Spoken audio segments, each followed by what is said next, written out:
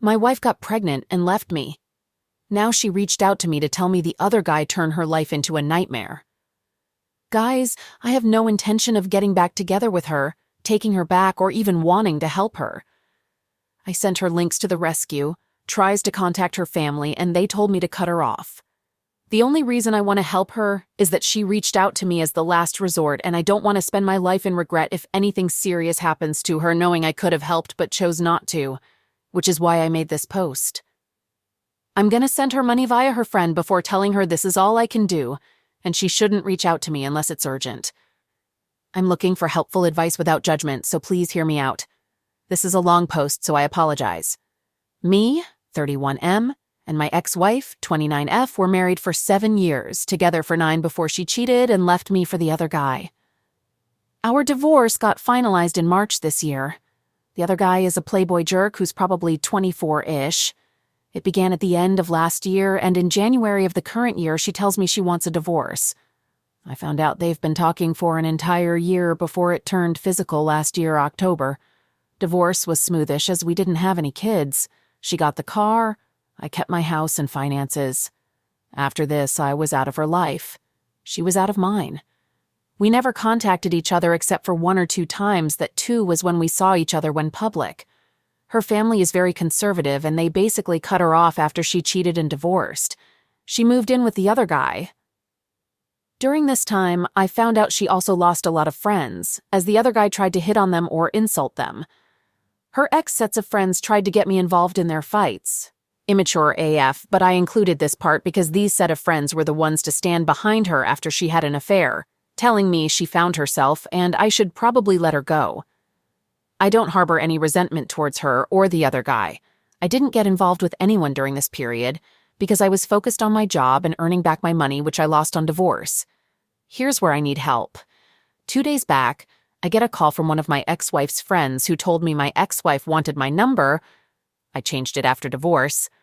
She didn't say much when I asked her why and told me she needed to talk.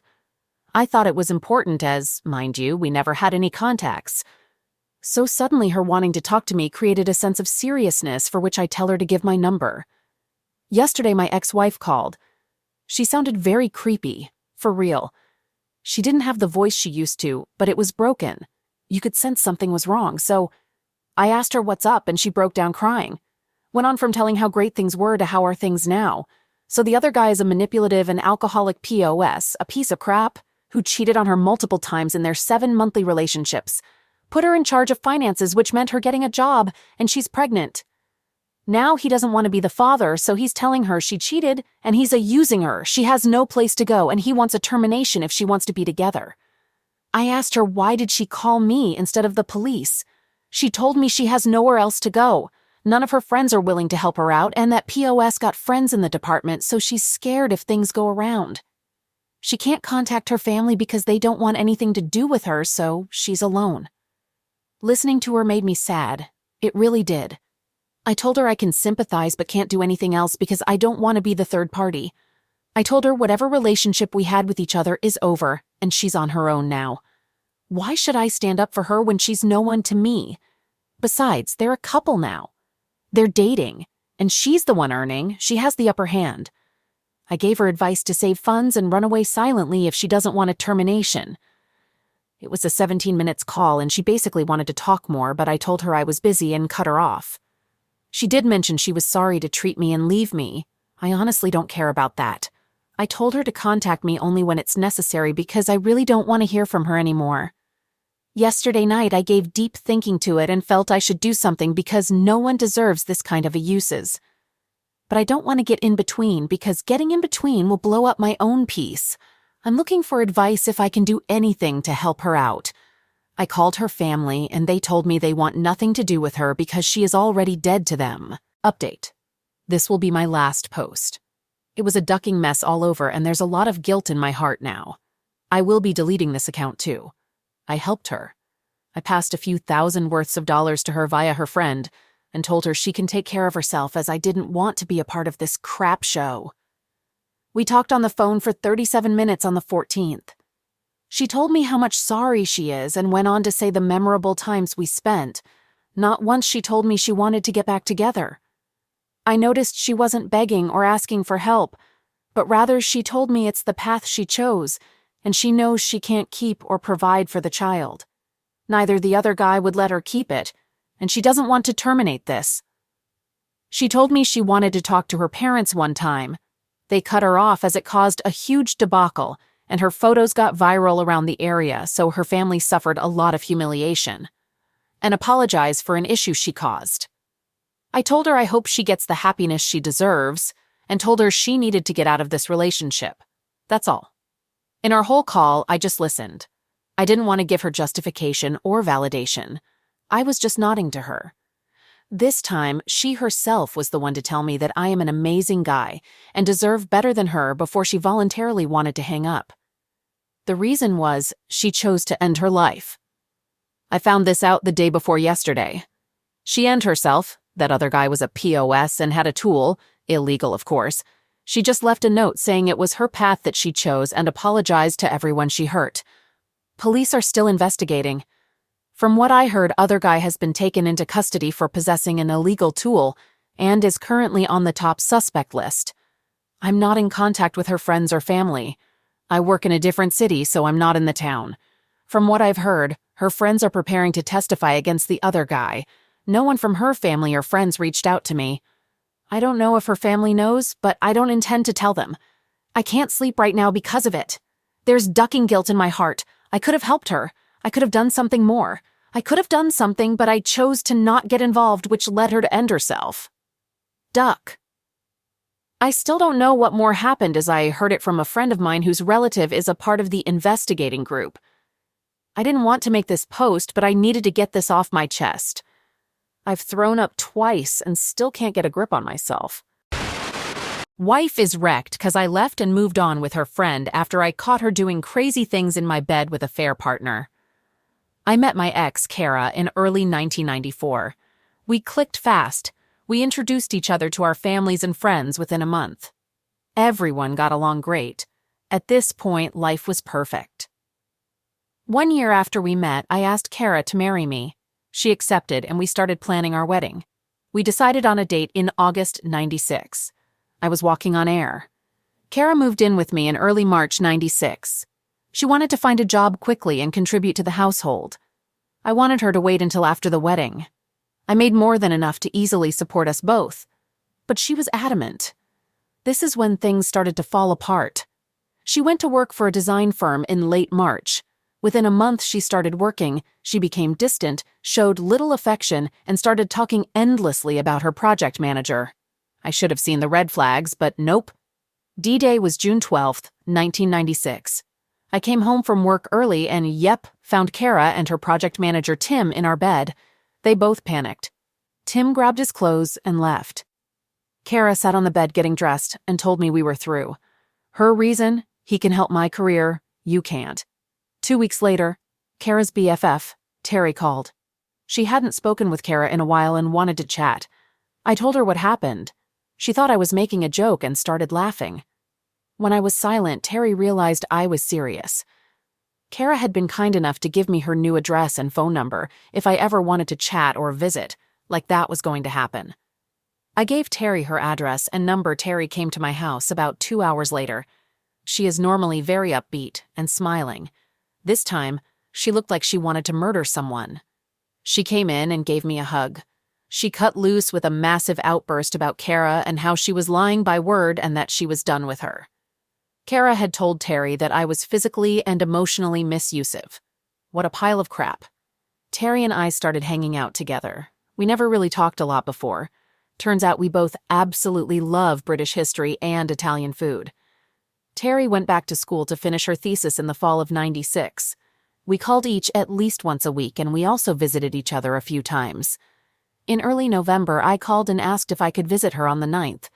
She was about to start doing some hard research, and I knew her time was going to be needed for her project. I went to her apartment. When I got there, she asked me if I was calling and visiting her because I wanted to talk to someone, or was it because I liked time with her? This made me chuckle. I told her that my friends live within a mile of me.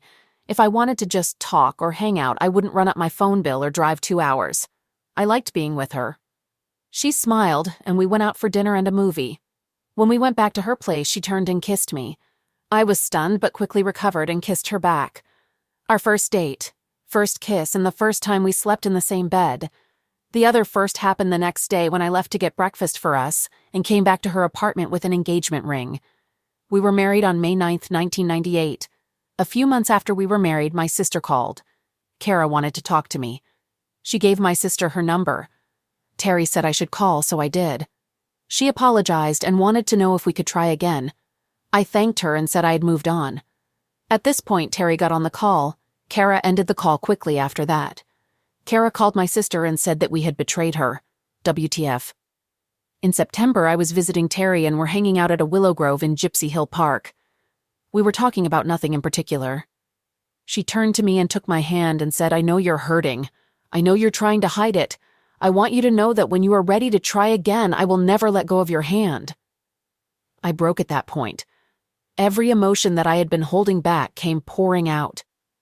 That was when I started to see her as more than a friend. It would be another 2 months before we became a couple. I believe that walk was our turning point. Cheating wife returned pregnant from vacation. I was livid and said that we were done, but she begs to take her back because AP dumped her. Around November of 2020, my then wife of all of 6 months started hanging out with a guy that she knew from before but had little contact with while we were dating. One night, we were watching a movie while he was over hanging out, and I saw he was softly scratching her back slowly back and forth. I told him to stop, then got up and left the house before I exploded in anger. She came out and, long story short, told me that I was overreacting, and that if I asked him to leave, she would go with him. Now I remember being shocked that she would make that decision, and wrote it off as her anger getting the better of her. The guy, let's call him Al, was going through a rough divorce, and my wife talked me, who is the sole owner of the house we lived in, into letting him stay on the couch so he didn't have to live with his ex-wife. He was emotionally unstable, depressed, so sometimes she would sleep in the same room and sometimes on the same futon as him. I was not okay with this, but she assured me nothing was happening, and I trusted her. Fast forward a few months, and she helps Al get a new apartment after his divorce is finalized. I'm supportive of her having other friends because she is a stay-at-home mom of a 5-yo that was from a previous relationship before us. One night they both get drunk and have sex. Then again, a few weeks to a month later, he tells her to either have sex with him again or he will tell me that they had sex. At this time, I have my suspicions about what is going on and I ask her straight up, but she either lies to me or makes me feel bad about not trusting her. She breaks it off with him and blocks him from everything after cheat #2, and I'm never told. Fast forward to May, and I find out that she has Tinder on her phone. I ask her what is up, and she says it's just to find friends since she's cooped up in the house alone all the time. Keep in mind that she has her own working car, but I am working 7 days a week at this point to pay all the bills. I say that Tinder isn't the right place for that, but again, I'm supportive of her making friends. As far as I now know, she had 2 guys over during this time. One while I was at work who just came by to take a shower after work and head off to a party so we didn't have to drive home. And another who she invited over while I was there and cuddled with on the couch. When I said I wasn't comfortable with her doing that, she basically told me to get over it because she wasn't doing anything wrong. Now fast forward to June, where she meets a guy, let's call him Cal, and starts talking with him. Later, I learned that they were sexting a lot, and that he was threatening and had a force kink bordering on rapey according to her. She also brings up that we should open up our relationship and go poly, to which I say hell no to. She still decided to start spending alone time with him, and eventually she gives him BJ once in our house when he demands from her. Later, she told me that she did so out of fear and to just get him out of the house, but she continues talking with him after. He breaks it off with her and blocks her. It is at this point when the guilt finally brings her to tell me about cheating on me with both Al and Cal. She only tells me about the first time with Al and says that her and Cal did it in a hotel. She words it like she was fully *aped, and the only way she didn't even say no was because she was scared and locked up. Thinking that my wife was *aped, I tried to be as supportive as I could and ended up forgiving her on the spot. I didn't trust her anymore because of all the other red flags and lies about not cheating when I asked previously, but I forgave the cheating. She starts to become cold to me, not wanting to hang out or do anything together, not wanting to work on us or go to marriage counseling, which I suggested. She starts sleeping up in her daughter's room, and we are effectively separated for months. No sex, no kissing, not even hugging while she works on getting herself better so we can be better. Fast forward to November, she ends up going to hang with an old friend that she knew before me and had been talking to a lot more recently in Hawaii for a week over Thanksgiving. She told me about it beforehand, and he paid for the whole trip. That was suspicious to me, but I had promised her to give her another chance. She went down there and came back pregnant.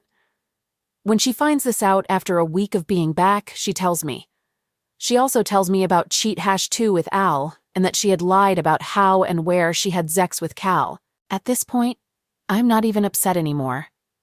I know it's over, and I'm gearing up to go through the divorce. She was all for getting divorced at first, but changed her tune to wanting to work it out once the baby daddy started saying he didn't want anything to do with the baby and she should end pregnancy. However, I'm out. I'm done, and that was the last straw. I'm kind of glad that I was right in thinking that she would cheat again, and that I would be able to finally be done with all this. I have no more moral obligation to be an understanding, patient, and forgiving husband anymore. I know a lot of you at this point are wondering why I stuck it through so much, why I gave her so many chances and was so forgiving. It's because she has had a really crappy life up to this point. She has a bunch of diagnosed mental issues due to a really bad childhood. Think of the worst possible childhood you can imagine, and you're probably close. She sees sex differently than normal people. To her, it doesn't have the emotional connections that it has for normal people. I was focused on being the best husband to her that I could be. That was the focus of my whole life. Be the best husband I could be and the best father figure for her daughter.